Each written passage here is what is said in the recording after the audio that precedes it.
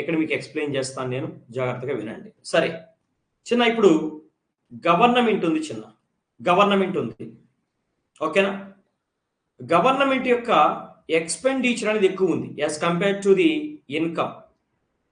అంటే for example government expenditure అనేది 200 rupees ఉంది, గవర్నమెంట్ ఇన్కమ్ ఎంత ఉంది, 150 రూపీస్ ఉంది. అంటే ఎంత డెఫిషియట్లో ఉన్నారు, ఎంత లోటులో ఉన్నారు అంటే 50 రూపీస్. 50 రూపాయల డెఫిషియట్లో ఉన్నారా లేదా? 50 రూపాయల డెఫిషియట్లో ఉన్నారా లేదా చిన్న? Yes are no? ఎక్స్పెండిచర్ ఎక్కువ ఉంది ఇన్కమ్తో కంపేర్ చేస్తే. డెఫిషియట్ ఎంత? 50 రూపాయలు, ఓకేనా. మరి ఇలాంటప్పుడు గవర్నమెంట్ ఏం చేస్తుంది? ఇలాంటప్పుడు గవర్నమెంట్ లోన్స్ తెచ్చుకుంటుంది. ఇలాంటప్పుడు గవర్నమెంట్ ఏం చేస్తుంది చిన్న? Borrow money by issuing. Government ఏం చేస్తుందంటే ఇలాంటప్పుడు అప్పు తెచ్చుకుంటుంది, అంతే కదా చిన్న. ఇప్పుడు సపోజు వినండి, ఇప్పుడు సపోజ్ నువ్వేం చేసావంటే రేపు ఉగాది హైదరాబాద్లో ఉండేటటువంటి స్టడీ హాల్స్లో ఉండే వాళ్ళందరూ ఏం చేస్తారంటే ఉగాది కాబట్టి హాలిడే ఎవరెవరు వాళ్ళకి, కానీ స్టడీ హాల్లో ఉండేటటువంటి పిల్లకాయలందరూ రేపు హాలిడేగా పరిగణించిన తర్వాత వాళ్ళ గర్ల్ ఫ్రెండ్ని తీసుకొని వండర్లాగా, నాకు పేరు కూడా తిరగడం రా, వండర్లలో పోదామా, లేకపోతే ఆడికి పోదామా, ఈడికి పోదామా అని అనుకుంటూ ఉంటారు. కానీ వాళ్ళ ఇంట్లో వాళ్ళు వేసింది ఎంత వాడికి? 10,000. ఆ పిల్లని వండర్లల్లా ఎక్కడెక్కడికో తీసుకెళ్లాలంటే 15,000 అవుతుంది.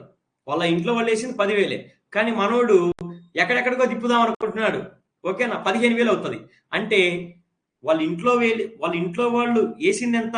10,000, కానీ వీడు ఆ పిల్లని ఎక్కడెక్కడో తిప్పడానికి ఎంత అవుతుంది? 15,000. అంటే ఇప్పుడు ఎంత డెఫిషియట్లో ఉన్నాడు? ఇన్కమింగ్ ఇంట్లో వాళ్ళ నుంచి వచ్చేది ఎంత? ఇన్కమింగ్ ఎంత? 10,000. ఎక్స్పెండిచర్ ఎంత? 15,000. డెఫిషియట్ ఎంత? 5,000. ఇప్పుడు వాడు ఏం చేస్తాడు? వాళ్ళ ఫ్రెండ్ అడుగుతారు, మామ మా పిల్లని తీసుకొని వండర్లాకి వెళ్తున్నాను రా, కొంచెం ఇస్తావా అంటే సరే మామ అని 5,000 ఇస్తాడు. సేమ్ గవర్నమెంట్ కూడా అలాగే. గవర్నమెంట్ ఎక్స్పెండిచర్ 200 రూపాయలు, ఇన్కమ్ వచ్చేసి 150 రూపాయలు. అంటే గవర్నమెంట్ 50 రూపాయలు డెఫిషియట్ లో ఉంది. సో గవర్నమెంట్ 50 రూపాయలు ఏం చేస్తుంది? డెఫిషియట్ లో ఉంది కాబట్టి 50 రూపాయలని అప్పు తెచ్చుకుంటుంది, ఓకేనా. సో గవర్నమెంట్ ఏం చేస్తుంది? గవర్నమెంట్ 50 రూపాయలు డెఫిషియట్ లో ఉంది, కాబట్టి ఏం చేస్తుంది? గవర్నమెంట్ 50 రూపాయలని అప్పు తెచ్చుకుంటుంది. అయితే మీ అందరికి తెలిసే ఉంటుంది చిన్న, గవర్నమెంట్ ఎప్పుడైనా అప్పు తెచ్చుకోవాలంటే ఏం చేస్తుంది? ఇష్యూయింగ్. ఏం ఇష్యూ చేస్తుంది? సెక్యూరిటీస్ ని ఇష్యూ చేస్తుంది. గవర్నమెంట్ ఎప్పుడైనా సరే అప్పు తెచ్చుకోవడానికి సెక్యూరిటీస్ ని ఇష్యూ చేస్తుంది. ఫర్ ఎగ్జాంపుల్ గవర్నమెంట్ కి షార్ట్ టర్మ్ లోన్స్ కావాలనుకో, అంటే ఈ గవర్నమెంట్కి ఇప్పుడు ఎంత అప్పు కావాలి? 50 రూపాయలు కావాలి.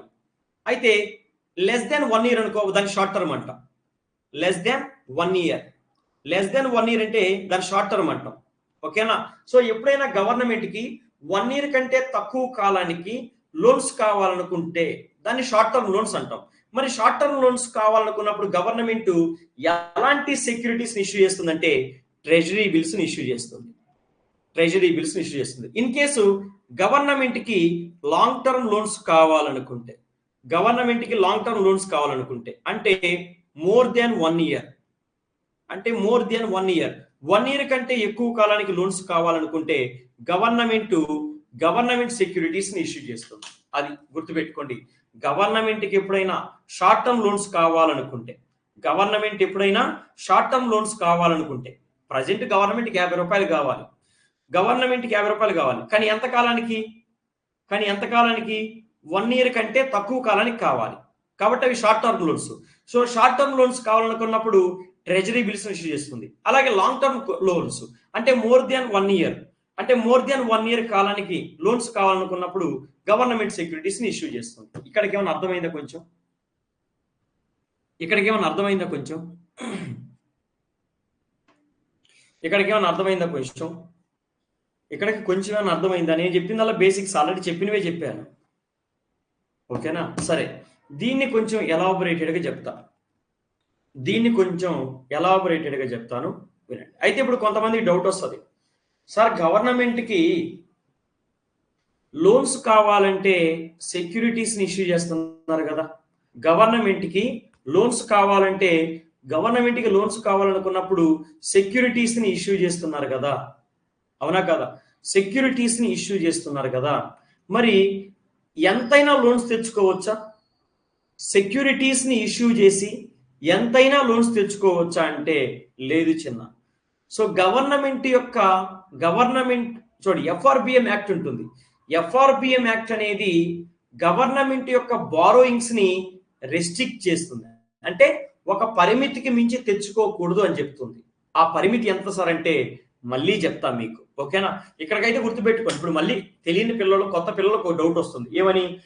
గవర్నమెంట్కి ఇలాగ అప్పులు కావాలనుకున్నప్పుడు ఈ విధంగా షార్ట్ టర్మ్ లోన్స్ కావాలనుకుంటే treasury bills, long term loans కావాలంటే గవర్నమెంట్ సెక్యూరిటీస్ ఇష్యూ చేసి అప్పులు తెచ్చుకోవచ్చు అని చెప్పాను. అయితే ఒక పిల్లడికి ఏమో డౌట్ వస్తుందంటే, సార్ ఇలాగా సెక్యూరిటీస్ ని ఇష్యూ చేసి గవర్నమెంట్ ఎంత అప్పు కావాలంటే అంత అప్పు తెచ్చుకోవచ్చా అంటే కుదరదు. బేసిక్ గా మనకి ఎఫ్ఆర్బిఎం యాక్ట్ ఉంటుంది, fiscal responsibility and budgetary management act అనేది ఒకటి ఉంటుంది, ఎఫ్ఆర్బిఎం యాక్ట్ ఉంటుంది. ఈ ఎఫ్ఆర్బిఎం యాక్ట్ ఏం చేస్తుందంటే గవర్నమెంట్ యొక్క బారోయింగ్స్ ని రెస్ట్రిక్ట్ చేస్తుంది. అంటే గవర్నమెంట్ ఇంతకంటే అంటే X% కంటే ఎక్కువ రుణాలు తెచ్చుకోవడానికి వీల్లేదు. X% కంటే అంటే జీడిపిలో X% కంటే ఎక్కువ రుణాలు తెచ్చుకోవడానికి వీల్లేదు అని చెప్పి ఎఫ్ఆర్బిఎం యాక్ట్ అనేది రెస్ట్రిక్ట్ చేస్తుంది. గుర్తుపెట్టుకోండి, ఓకేనా? సో మీరు అనుకోవచ్చు ఎంత పడితే అంత లోన్స్ తెచ్చుకోవచ్చు కదా అని చెప్పి. నో, కుదరదు చిన్న. ఎంత పడితే అంత లోన్స్ తెచ్చుకోవడానికి వీల్లేదు, ఓకేనా? సో అది నేను తర్వాత చెప్తా, పర్సెంటేజ్ ఎంత అనేది నేను తర్వాత చెప్తా. ఇప్పుడు మీరేం కంగారు పడకండి, ఓకేనా? సో అది విషయం. నెక్స్ట్ రాసుకోండి చిన్న, నెక్స్ట్ రాసుకోండి. Move on to the next one. Okay, సరే. ఇప్పుడు ఇది ఇంపార్టెంట్. ఇప్పుడంతా బేసిక్స్ ఇచ్చా. ఇప్పుడు గవర్నమెంట్ డెఫిషియట్ లో ఉంది. గవర్నమెంట్ డెఫిషియట్ లో ఉంది కాబట్టి అప్పు తెచ్చుకోవాలి. సరే, గవర్నమెంట్ కి షార్ట్ టర్మ్ లోన్స్ కావాలనుకో. గవర్నమెంట్కి షార్ట్ టర్మ్ లోన్స్ కావాలి అంటే లెస్ దెన్ 1 year, 1 year కంటే తక్కువ టైంకి లోన్స్ కావాలి అనుకో, అవి షార్ట్ టర్మ్ లోన్స్. అప్పుడు గవర్నమెంట్ ఏం చేస్తుందంటే ట్రెజరీ బిల్స్, అలాగే క్యాష్ మేనేజ్మెంట్ బిల్స్, ఓకేనా, అలాగే వేజ్ అండ్ మీన్స్ అడ్వాన్సెస్. మళ్ళీ చెప్తా, వేజ్ అండ్ మీన్స్ అడ్వాన్సెస్ అంటే ఏంటో మళ్ళీ చెప్తాను. కానీ సో గవర్నమెంట్కి షార్ట్ టర్మ్ లోన్స్ కావాలనుకున్నప్పుడు, అంటే లెస్ దాన్ 1 year అంటే 1 సంవత్సరం కంటే తక్కువ కాలానికి రుణాలు కావాలనుకున్నప్పుడు సో గవర్నమెంట్ ఏం చేస్తుందంటే treasury bills, cash management bills ని ఇష్యూ చేస్తుంది. దాంతో పాటు గవర్నమెంట్ కి షార్ట్ టర్మ్ లోన్స్ కావాలనుకున్నప్పుడు మరొక ఇన్స్ట్రుమెంట్ కూడా అందుబాటులో ఉంటుంది. అదేంటంటే వేజ్ అండ్ మీన్స్ అడ్వాన్సెస్. అయితే వేజ్ అండ్ మీన్స్ అడ్వాన్సెస్ అంటే ఏంటి సార్ అంటే సెబీ షేర్ మార్కెట్ చెప్పేటప్పుడు నేను మీకు ఎక్స్ప్లెయిన్ చేస్తా, నో ప్రాబ్లం, ఓకేనా? అంటే వేజ్ అండ్ మీన్స్ అడ్వాన్సెస్ కింద ఆర్బీఐ దగ్గర నుంచి గవర్నమెంట్ 3 నెలల కాలానికి రుణం తెచ్చుకోవచ్చు. అదే మళ్ళీ క్లియర్ గా చెప్తా, ఓకేనా? అలాగే లాంగ్ టర్మ్ లోన్స్ కావాలనుకున్నప్పుడు అంటే మోర్ దెన్ 1 year, 1 year కంటే ఎక్కువ కాలానికి లోన్స్ కావాలనుకున్నప్పుడు గవర్నమెంట్ సెక్యూరిటీస్ ని ఇష్యూ చేస్తుంది. ఓకేనా, అర్థమైందా? సో గవర్నమెంట్ ఏం చేస్తుంది చిన్న, షార్ట్ టర్మ్ లోన్స్ కావాలనుకున్నప్పుడు ట్రెజరీ బిల్స్, వీటిని లాంగ్ టర్మ్ లోన్స్ కావాలనుకున్నప్పుడు గవర్నమెంట్ సెక్యూరిటీస్ ఇష్యూ చేస్తుంది. ఓకేనా? So when government wants loans, government కి లోన్స్ కావాలన్నప్పుడు వీటిని ఇష్యూ చేస్తుంది. అయితే మీకు ఒక విషయం తెలుసో తెలీదో చిన్న, ఆర్బీఐని మనం ఏమంటామంటే పబ్లిక్ డెప్ట్ మేనేజర్ అంటాం. ఆర్బీఐని మనం పబ్లిక్ డెప్ట్ మేనేజర్ అని ఎందుకు అంటామంటే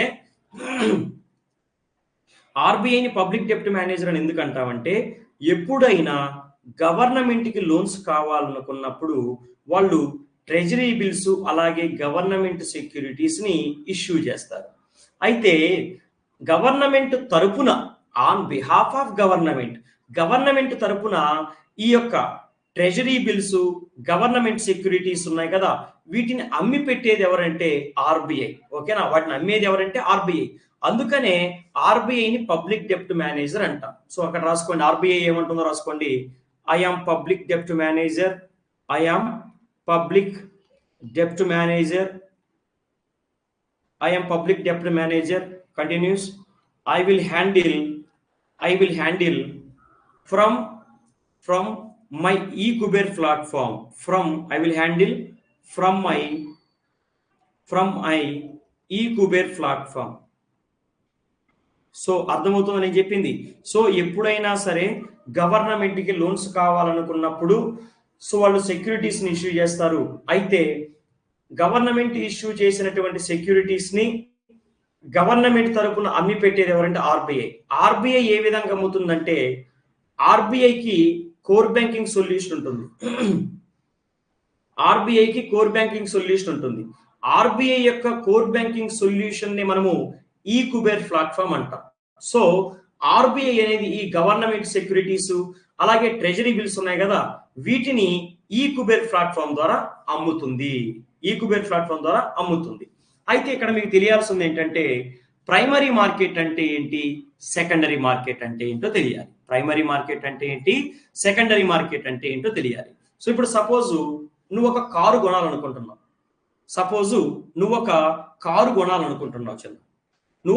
కొనాలనుకుంటున్నావు. అయితే నువ్వు షోరూమ్ దగ్గర నుంచి కొన్నావు అనుకో, దాన్ని ప్రైమరీ మార్కెట్ అంట. నువ్వు షోరూమ్ దగ్గర నుంచి కారు కొంటే దాన్ని ప్రైమరీ మార్కెట్ అంట. ఆ తర్వాత ఆ కారుని నువ్వు 5 సంవత్సరాలు యూజ్ చేసుకున్న తర్వాత, ఆ కారుని నువ్వు ఒక 5 సంవత్సరాలు యూజ్ చేసుకున్న తర్వాత వేరే వాడికి అమ్ముతున్నావు అనుకో, దాన్ని సెకండరీ మార్కెట్ అంట. సో నువ్వు షోరూమ్ నుంచి కొనేటప్పుడు దాన్ని ఏమంటాము, దాన్ని ఏమంటాము, సో ప్రైమరీ మార్కెట్ అంటాం. షోరూమ్ నుంచి కొన్న తర్వాత ఒక 5 ఇయర్స్ యూజ్ చేసుకొని ఇంకొకటికి అమ్ముతున్నావు అనుకో, దాన్ని సెకండరీ మార్కెట్ అంటాం. అయితే ఆర్బీఐ అనేది ఈకుబేర్ ప్లాట్ఫామ్ ద్వారా ఈ సెక్యూరిటీస్ ని ఎక్కడ అమ్ముతుంది అంటే ప్రైమరీ మార్కెట్ లో అమ్ముతుంది. ఓకేనా. సో ఆర్బీఐ ఈకుబేర్ ప్లాట్ఫామ్ ద్వారా ఈ గవర్నమెంట్ సెక్యూరిటీస్, ట్రెజరీ బిల్స్ వీటిని ప్రైమరీ మార్కెట్ లో అమ్ముతుంది. So please note down guys, please note down. ఎక్కడ అమ్ముతుంది చిన్న? ప్రైమరీ మార్కెట్ లో అమ్ముతుంది. రాసుకోండి. So please note down. So ఒక సైడ్ ప్రైమరీ మార్కెట్ రాసుకోండి, మరొక సైడ్ సెకండరీ మార్కెట్ రాసుకోండి. అయితే ఆర్బీఐ తన ఈకుబేర్ ప్లాట్ఫామ్ ద్వారా గవర్నమెంట్ సెక్యూరిటీస్ ని ఎక్కడ అమ్ముతుంది చిన్న? ప్రైమరీ మార్కెట్ లో అమ్మడం జరుగుతూ ఉంటుంది. ఎక్కడ అమ్ముతుంది? ప్రైమరీ మార్కెట్ లో అమ్ముతుంది. ఓకేనా. ఇక్కడ సో అయితే ప్రైమరీ మార్కెట్ నుంచి ఎవరు కొంటారు? ప్రైమరీ మార్కెట్ లో ఇష్యూ చేస్తుంది కదా ఆర్బీఐ. ఈ సెక్యూరిటీస్ ని ఎక్కడ ఇష్యూ చేస్తుంది? ప్రైమరీ మార్కెట్ లో ఇష్యూ చేస్తుంది. అయితే ప్రైమరీ మార్కెట్ నుంచి ఆర్బీఐ ఈకుబేర్ ప్లాట్ఫామ్ ద్వారా అమ్మేటటువంటి సెక్యూరిటీస్ ని ఎవరు కొంటారు? Retail investors. అంటే మనలాంటి వాళ్ళు, నువ్వు నేను రీటైల్ ఇన్వెస్టర్స్. అలాగే బ్యాంకులు కొంటాయి. ప్రైమరీ మార్కెట్ నుంచి బ్యాంకులు కూడా కొనొచ్చు ఈ సెక్యూరిటీస్ ని. అలాగే NBFCs, non banking finance companies, అంటే లైక్ ఎల్ఐసి ఇలాంటి వాళ్ళు కూడా కొంటారు. అర్థమవుతుందా? రీటైల్ ఇన్వెస్టర్స్ కొంటారు, బ్యాంకులు కొంటాయి, ఎన్బిఎఫ్సిలు కూడా కొంటాయి. అయితే ఇప్పుడు ఏమైంది, మనందరం ఏం చేసాం? నువ్వు అంటే రీటైల్ ఇన్వెస్టర్స్, నువ్వు నేను, బ్యాంకులు, ఎన్బిఎఫ్సిలు ఇవన్నీ కూడా ఏం చేశాయి?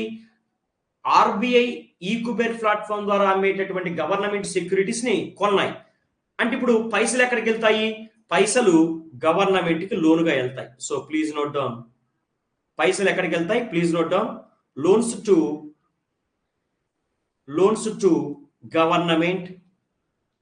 To government by investors. అంతే కదా చిన్న? అంతే కదా. నువ్వు గవర్నమెంట్ సెక్యూరిటీస్ మీద ఇన్వెస్ట్ చేస్తున్నా అంటే పైసలు అనేవి నీ దగ్గర నుంచి గవర్నమెంట్ దగ్గరికి వెళ్తున్నాయి. అంతే కదా. ఇది ఇక్కడికి అర్థమైందా? సో నువ్వు పైసల్ని గవర్నమెంట్ సెక్యూరిటీస్ మీద ఇన్వెస్ట్ చేస్తున్నా అంటే పైసలు అనేవి గవర్నమెంట్ దగ్గరికి వెళ్తున్నాయి. ఓకేనా. పైసలు అనేవి గవర్నమెంట్ దగ్గరికి లోనుగా వెళ్తున్నాయి. ఇక్కడ రాసుకున్నారా?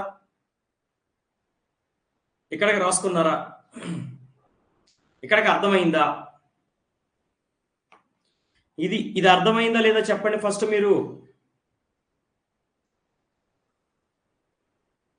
Yes, okay. అయితే ఇక్కడ ఒక ఇంపార్టెంట్ పాయింట్ ఏంటంటే రాసుకోండి. చాలా చాలా ఇంపార్టెంట్ పాయింట్ ఏంటంటే ప్రైమరీ మార్కెట్ నుంచి రాసుకోండి. Normally RBI not buy from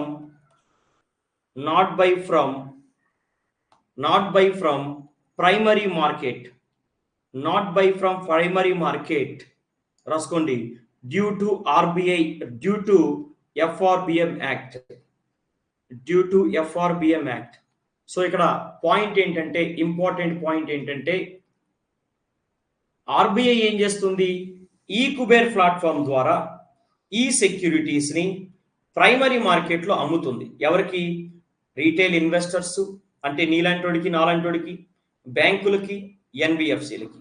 so retail investors, బ్యాంకులు, ఎన్బిఎఫ్సిలు ఆ సెక్యూరిటీ మీద ఇన్వెస్ట్ చేస్తే మన ఇన్వెస్ట్మెంట్ గవర్నమెంట్కి లోన్గా వెళ్తుంది. Loans to government. అయితే ఇక్కడ అన్నిటికంటే ఇంపార్టెంట్ పాయింట్ ఏంటంటే సాధారణంగా ఆర్బీఐ అనేది ప్రైమరీ మార్కెట్ నుండి సెక్యూరిటీస్ ని కొనడానికి వీల్లేదు. యాజ్ పర్ FRBM యాక్ట్ ప్రకారం ప్రైమరీ మార్కెట్ నుంచి ఆర్బీఐ గవర్నమెంట్ సెక్యూరిటీస్ ని కొనడానికి వీల్లేదు. గుర్తుపెట్టుకోండి, ఇది ప్రైమరీ మార్కెట్ నుంచి ఆర్బీఐ అనేది గవర్నమెంట్ సెక్యూరిటీస్, ట్రెజరీ బిల్స్ ని కొనకూడదు. దేని ప్రకారం? FRBM యాక్ట్ ప్రకారం. ఓకేనా? నెక్స్ట్ సెకండరీ మార్కెట్ దగ్గరకు రండి. ఇప్పుడు సపోజ్ రీటైల్ ఇన్వెస్టర్స్ ఉన్నాడు కదా, రీటైల్ ఇన్వెస్టర్స్ బ్యాంకులు అలాగే ఎన్బిఎఫ్సిలు అంటే ఎల్ఐసి లాంటి వాళ్ళు ప్రైమరీ మార్కెట్ నుంచి ఈ సెక్యూరిటీస్ని కొన్నారు.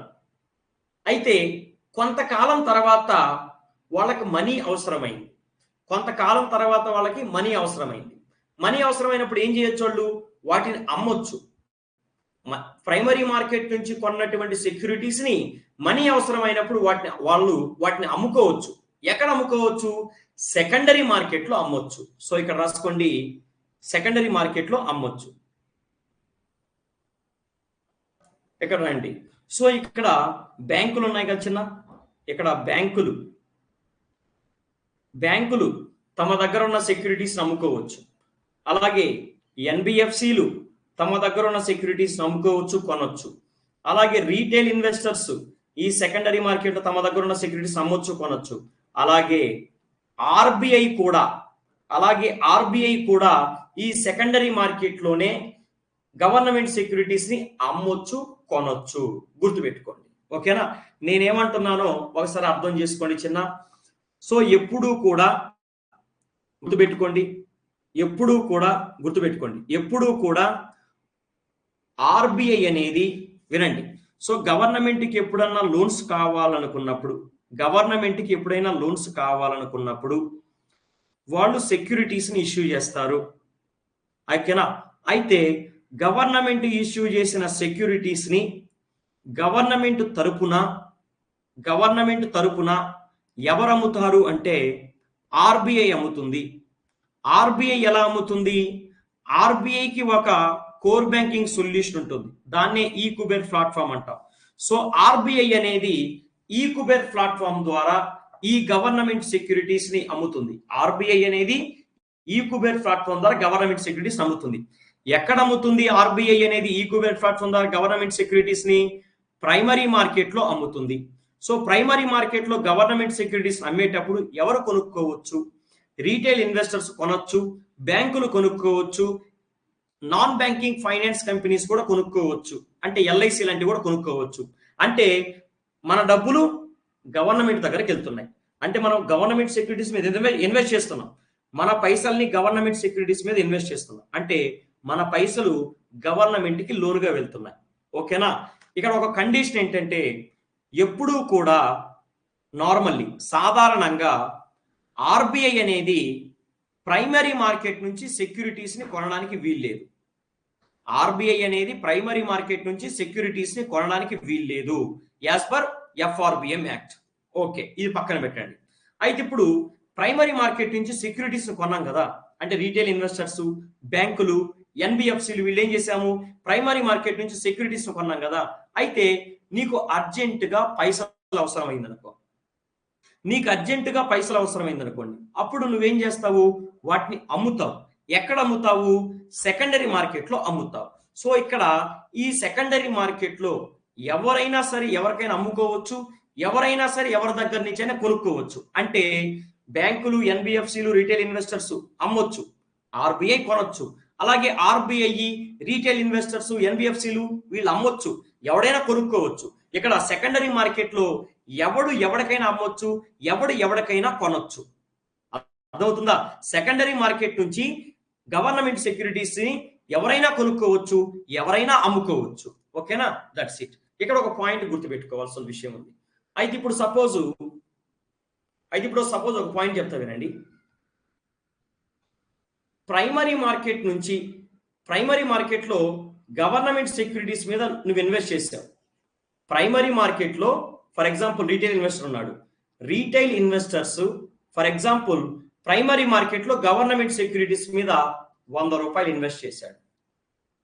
ప్రైమరీ మార్కెట్లో రీటైల్ ఇన్వెస్టర్ గవర్నమెంట్ సెక్యూరిటీ 100 రూపాయలు ఇన్వెస్ట్ చేశాడు అనుకోండి. అప్పుడు ఆ 100 రూపాయలు ఎక్కడ పోతుంది, గవర్నమెంట్ కి లోనుగా పోతుంది.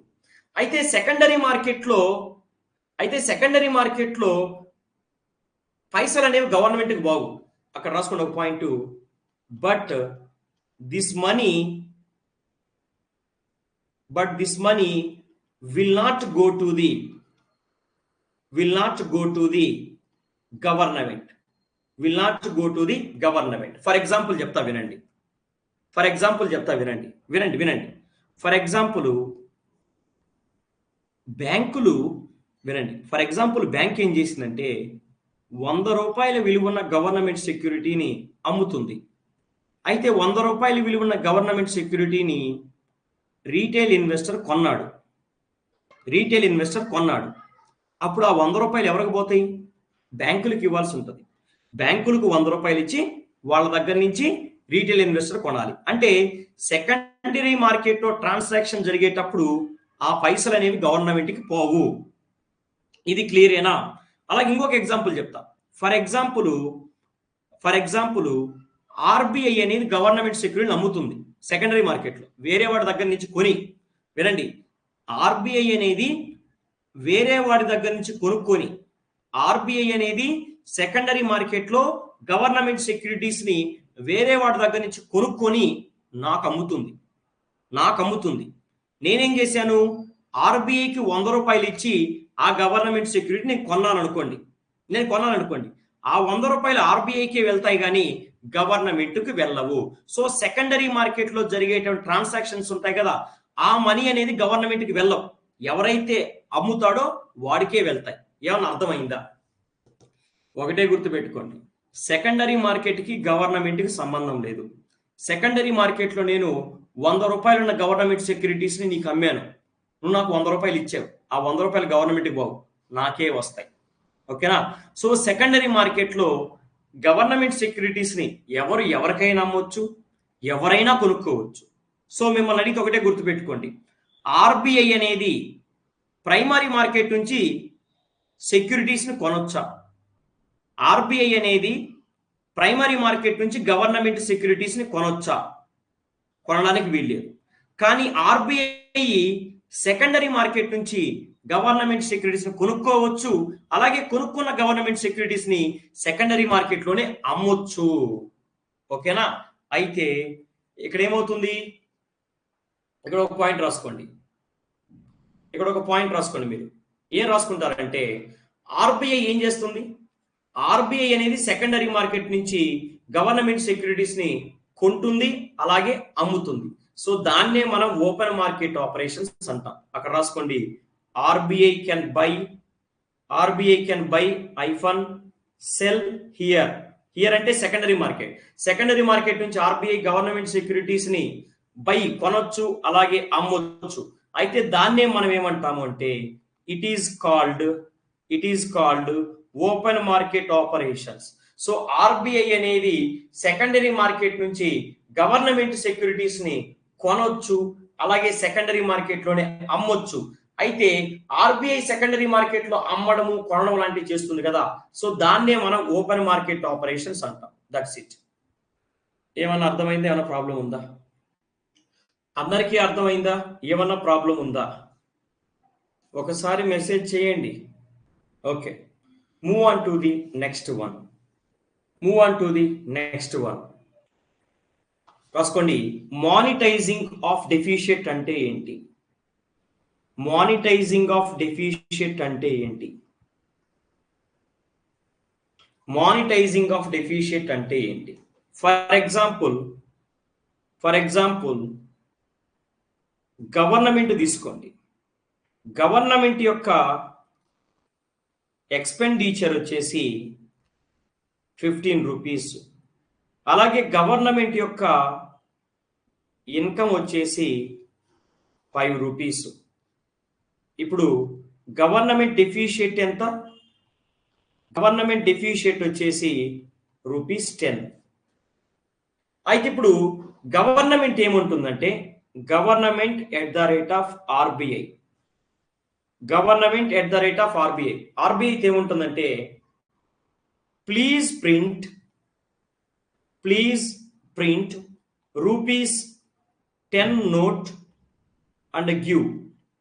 అంటే నేను 10 రూపాయలు డెఫిషియట్ లో ఉన్నాను, నువ్వేం చేస్తావంటే, అంటే ఆర్బీఐకి చెప్తుంది, నేను 10 రూపాయలు డెఫిషియట్ లో ఉన్నాను, ఇప్పుడు నువ్వేం చేస్తావంటే 10 రూపాయల కరెన్సీని ప్రింట్ చేసి నాకు ఇవ్వు. అయిపోతుంది కదా. ఇప్పుడు గవర్నమెంట్ ఎంత డెఫిషియట్ లో ఉంది? గవర్నమెంట్ అనేది ఇప్పుడు 10 రూపాయల డెఫిషియట్ లో ఉంది. గవర్నమెంట్ ఇప్పుడు ఎంత డెఫిషియట్ లో ఉంది చిన్న? గవర్నమెంట్ అనేది 10 రూపాయల డెఫిషియట్ లో ఉంది. అయితే బేసిక్ గా డెఫిషియట్ ని ఫుల్ఫిల్ చేసుకోవడానికి ఏం చేస్తాము? లోన్స్ తెచ్చుకుంటాం. బేసిక్ గా డెఫిషియట్ లోటుని ఫుల్ఫిల్ చేసుకోవడానికి లోన్స్ తెచ్చుకుంటాం. కానీ ఇక్కడ గవర్నమెంట్ ఏముంటుందంటే ఆర్బీఐతో, నేను లోన్స్ తెచ్చుకోలేను కానీ 100 రూపాయలని ప్రింట్ చేసి నాకు ఇవ్వా, అడిగి సరిపోతుంది, నా అప్పు అనేది తీరిపోతుంది, నా లోటు అనేది పోతుంది, నువ్వు ఒక 10 రూపాయలు ప్రింట్ చేసి నాకు ఇచ్చేయి, ఇక నాకు లోటు అనేది ఉండదు కదా ప్లీజ్ అని అడుగుతుంది. ఇన్ కేస్ ఆర్బీఐ అనేది గవర్నమెంట్ యొక్క లోటు డెఫిషియట్ ని ఫుల్ఫిల్ చేయడానికి కరెన్సీని ప్రింట్ చేస్తే దాన్ని మానిటైజింగ్ ఆఫ్ డెఫిషియట్ అంటాం. రాసుకోండి. If RBI printed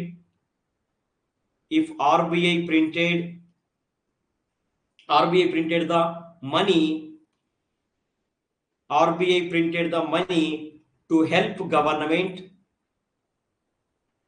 help government, we will call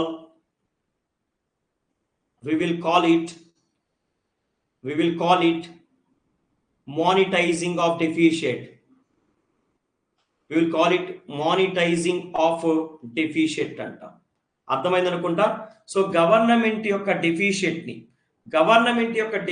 ని ఫుల్ఫిల్ చేయడం కోసం ఆర్బీఐ అనేది కరెన్సీని ప్రింట్ చేసి ఇస్తే దాన్ని మానిటైజింగ్ ఆఫ్ డెఫిషియట్ అంటాము.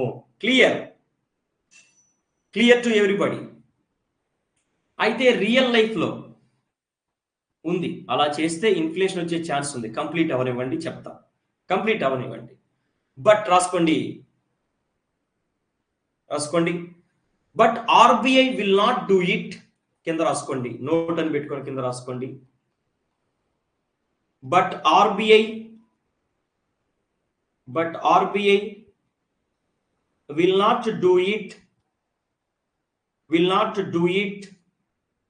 not do it. సాధారణంగా ఆర్బీఐ అనేది చేయదు. రీజన్ ఏంటంటే ఎఫ్ఆర్బిఎం యాక్ట్. రీజన్ ఏంటి? FRBM act. ఎఫ్ఆర్బిఎం యాక్ట్ ఏం చెప్తుందంటే ఆర్బీఐ అనేది ఇలా చేయడానికి వీల్లేదు అని చెప్తుంది. ఓకేనా? That's it. అర్థమైంది అనుకుంటా. ఏదో కొన్ని ఎక్స్ట్రీమ్ సిచ్యువేషన్ లో మాత్రమే ఇలా చేస్తుంది. అంటే యుద్ధము, ఓకేనా, యుద్ధము ఇలాంటివి వచ్చినప్పుడు మాత్రమే ఆర్బీఐ అనేది కరెన్సీని ప్రింట్ చేసి గవర్నమెంట్కి ఇస్తుంది. అలా కాకుండా నార్మల్ సిచ్యువేషన్ లో ఎప్పుడూ కూడా గవర్నమెంట్ కొన్న డెఫిషియట్ ని ఫుల్ఫిల్ చేయడానికి ఆర్బీఐ అనేది కరెన్సీని ప్రింట్ చేసి ఇవ్వదు. అలా చేస్తే ఇన్ఫ్లేషన్ వస్తుంది. కానీ ఆర్బీఐ చెయ్యదు. ఎందుకంటే బికాస్ ఆఫ్ ఎఫ్ఆర్బిఎం యాక్ట్. ఏదన్నా యుద్ధము ఇలాంటి సిచ్యువేషన్స్ ఉంటే మాత్రము అలాంటి యుద్ధం లాంటి సిచ్యువేషన్స్ ఉంటే అప్పుడు కరెన్సీని ప్రింట్ చేసి ఇస్తుంది, కానీ నార్మల్ గా కరెన్సీని ప్రింట్ చేసి ఇవ్వదు. ఓకేనా? That's it. I hope you guys are understood. Next move on to the next one. అర్థమైందా? క్లియర్ అయినా?